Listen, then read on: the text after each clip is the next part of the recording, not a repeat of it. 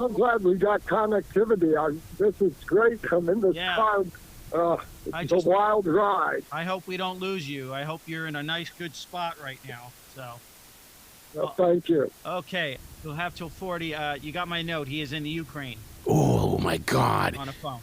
Admiral, I'll tell you what, Admiral. I've got an iHeartRadio show where I'm talking to 2 men from the United States that are serving people in Ukraine. That is absolutely phenomenal that you are over there right now, sir. Well, anything we could do to help. It's a tough situation, but I think this is so important where we are as Russia, China, Iran really pushes the boundaries of illegally occupying countries, attacking people, and so we've got to be banded together to counter and deter this sort of aggression around the world. So thanks for having me. Can you talk about where you are in Ukraine? Because the people that I've been talking with have been in the Kherson area. I'm just coming out Kyiv and making the drive back into Warsaw, but I've been around the country, and it's inspiring how many Americans are on the ground. People have left their jobs, some were in the military here supporting, and some in the fight. In fact, I was with a young man today who was in a full unit of Americans who were fighting. He's a former Naval Special Warfare member. In fact, he was fighting with previous SEALs. So it's inspiring to see them support the cause. Yeah.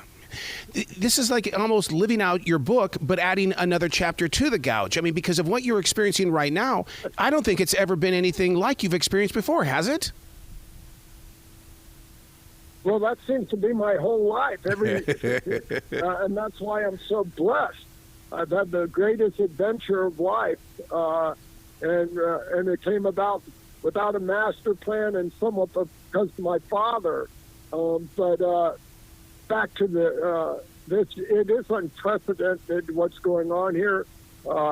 If you talk to Ukraine, the Russians have no intent of stopping until they seize the whole country, and that's concerning for the U.S., it's concerning for NATO, it's concerning for all our allies to see this unabashed aggression play out on the world stage.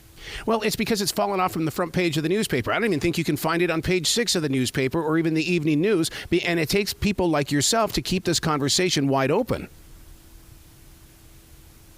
I couldn't agree with you more. The upcoming election, the recent Republican National Convention, what's going on with the Democratic Party, that just is subsuming all of the media. And we have some real threats out in the world to us, our way of life. Between here, what we're watching occur in Israel, Iran on the march, these agreements between North Korea and Russia, China. We've got to keep our eyes on the ball, in particular our leadership. And so while it may be out in the news at the moment, it never should be off our mind. One of the things you talk about in the Gouge is the fact that AI technology and AI intelligence is really powerful right now. With you being on the ground, are you seeing that happening? Without a doubt. Without a doubt. There's a couple ways that's playing out. Our company, Shield AI, we are focused solely on providing pilots, AI pilots for any aircraft that flies. And why that is so important, because then it allows that platform, be it a helicopter, a drone, a plane, to fly in an environment is GPS denied, so they don't have a GPS to guide it, which is right now critical to all our components, and they can't be jammed because they can function on their own. And so that's what we're specifically focused on. But you're also seeing the AI play out in analytics. A camera that now sees an image, the AI can analyze that image, that data, and give you back things you may not have seen or known. And so in terms of targeting, in terms of intelligence, that's game-changing. And you're seeing that play out on the battlefield here as well as in Israel, where they're using drones that have AI to fly it through the underground tunnels and avoid having individuals at risk from IEDs and shooters in those tunnels. So, yes, you're seeing it. It's changing the battle space as we know it right now. Wow, you talk about that AI technology and those drones, and I know that one of the things that Vin Dusing, who's one of the men that I'm talking to from America that's over there, he says that those drones sound like bumblebees, and he says when he hears a bumblebee, right away his mind is going, where's the drone? And it's little things like that that the rest of us don't know about that. They're coming with sound, but it's a different kind of PTSD. Without a doubt. I mean, you hear, and that's always been the stories in drones. I was in Afghanistan, Iraq, where we knew drones. We used drones extensively for intelligence, surveillance, and reconnaissance. We could watch people. We could watch buildings. And we were always concerned to make sure that flew at an altitude where our adversaries could not hear it. Because if they could hear it, they could defeat it, at least the purpose of the drone. So you're exactly right. If you hear a drone, if you're on the battlefield in Ukraine right now, you know you got a problem. That drone could be coming for you. So, yes, that is what the tell tells that you're going to have a bad day. The way that you use your intelligence and the way that you speak is every bit what the book, The Gouge, is all about. Because what you say inside your book is move yourself and move others with you. And that's exactly what you're doing. You live this. This is a lifestyle. Without a doubt. And more important than just a lifestyle, it's a culture. How do you create that culture in any organization? I don't care if it's a sport, if it's a business, if it's the military. How do you create that culture where you're all sharing the best information? You're all focused on growing the business or accomplishing a mission or winning in competition.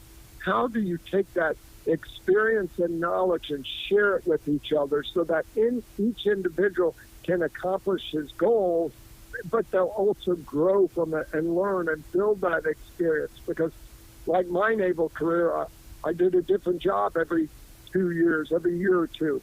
And when I left, someone else stepped into it. Did we prepare that individual? Did we share that experience? Did we make him better for that job than I was? That way we made the organization better each time, and our chances of growing the business or winning the competition was better, and that individual grew from it. So it's really, I think, the most important thing about the Gouge is understanding that culture, how you apply it, and how you use it in any team or organization.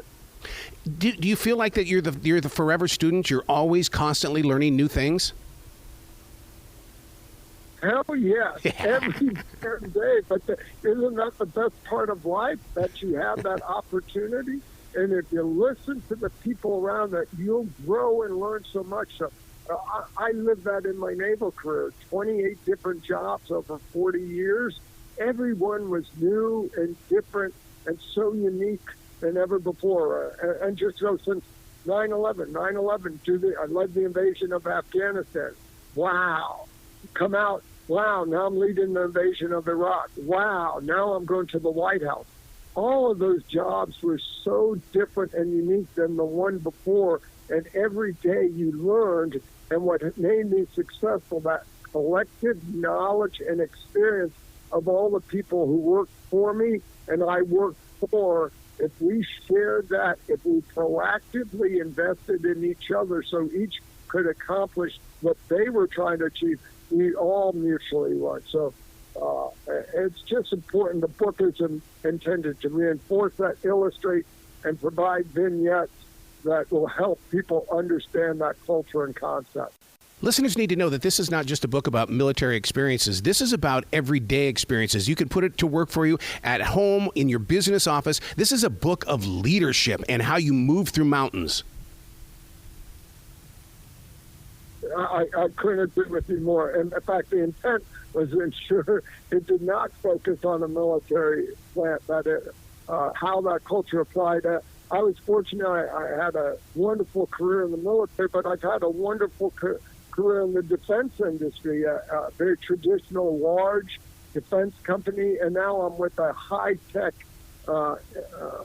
unicorn business. And both of them are still completely different, but those concepts and that culture was important in each one of those components of my career and life. And I think anyone would be able to resonate with that regardless of what profession they're in.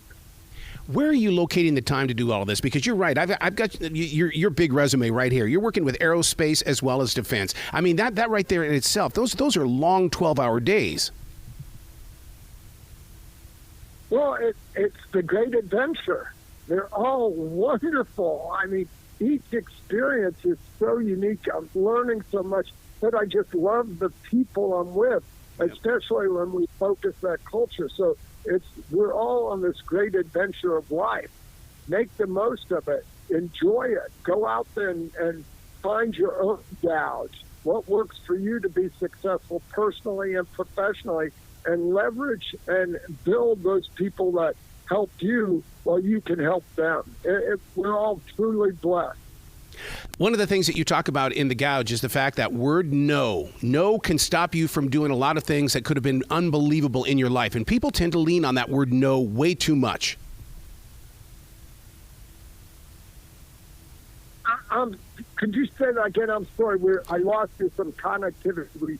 I think we're getting up to the border. Could you say that once more, please? I'm inspired by the way that you take the word no, N-O, and you say that in a way can stop people from growing, because it seems like that you did not say no. You keep saying yes, I'm there. Tell me where to go. Well, it's one of the first things they tell you when you come in the military. Never volunteer. Well, I was kind of that opposite guy. Okay, I'll volunteer. It must be interesting. And that way you got an experience no one else got. And each time I volunteered, I did something. It ended up being wonderful. One time in my career, I had an assignment to go. I was going to a warfighting unit. I was very excited at that. And the last minute, they changed me to be an A, the 4-star general. And I thought it was the curse of death because I wasn't going to be a warrior fighter. But I learned so much from that general who had trust and belief in me, that he shared everything, every meeting I sat in. So I encourage anyone, when you have that opportunity to do something no one else will do, that may be the best opportunity you can get, to stay open-minded and embrace the adventure. Wow, you took me right into a part of your book and into the chapter where you talk about that our greatest importance is our own personal bank account. In other words, what you're putting inside your mind, body, and soul is the greatest gift. Well, it's your most important bank account, that's for sure. Look, I have an old philosophy. No one loves you more than you, and that may not be true. My mom and dad love me a lot. My wife loved me. But if you don't believe in yourself and invest in yourself, so I get an hour, 2 hours every day, and those are investments in yourself. You're building that bank account that's going to pay bigger dividends than any savings account was. And so when you go drink, okay, you take a little out of the bank if you're going to go a few days without sleeping. So you're in this thing for the long haul, and I'm in my mid to late 60s now, and I think I got another 30 or 40 years to go because I built that bank account, and it's paying me those dividends both physically, emotionally, and mentally. And I think we all need to look at life at that way. Build those pillars because you're going to need them, and you need them to be as strong as possible when you really need it. So while you have the opportunity, invest in it, support it, and take care of yourself.